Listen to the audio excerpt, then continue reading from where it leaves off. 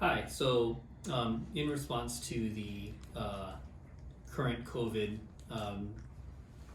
crisis and the utilization of PPE and perceived shortages, we developed our own mask, or a version of a mask. There were reports out of Florida where they were using surgical wrap, which is widely believed to be 99% viral and bacterial proof, to create masks. We did attempt to do that as a primary, as in our initial modality.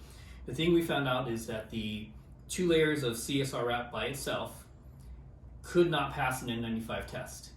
We had a quantitative particulate tester, fit tester for set at an N95 level, made a mask which is similar in shape to this, which is patterned after a standard duckbill N95. We tested it and could not get it to seal, or to basically give us numbers that would indicate that there was enough of a seal or to pass as an N95. After multiple attempts and different modifications in an attempt to determine why this was occurring, given the reports that these materials should have been 99% bacterial and viral proof, what we came up with is that there's actually a filter that's actually built into the system that in the operating room, when they actually put these things together, when they put the box together, there's actually a filter inside the box which adds an added level of filtration. So what we did was we actually deconstructed a air conditioning filter or a furnace filter and utilized that as a layer.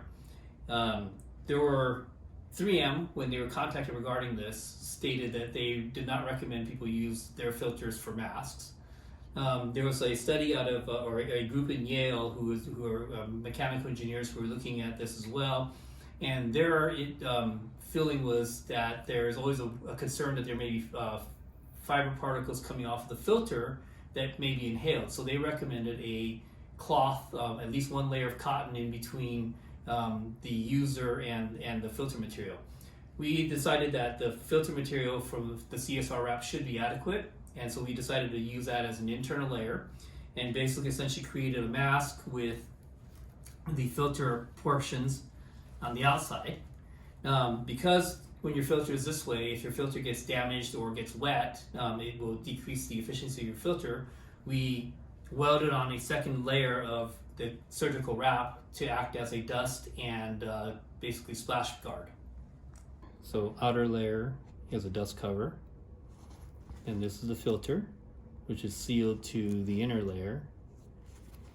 There's a metal spine here for to form it to your nose, and there's 2-sided tape on this part here holding this down so the flap doesn't come up when you have it fitted to your nose. The band basically is a IV tourniquet split in half, put through holes that are punched in the side, and a figure-8 jamming knot to hold it in place. The holes are definitely outside of the seal to make sure that you maintain the integrity of the mask.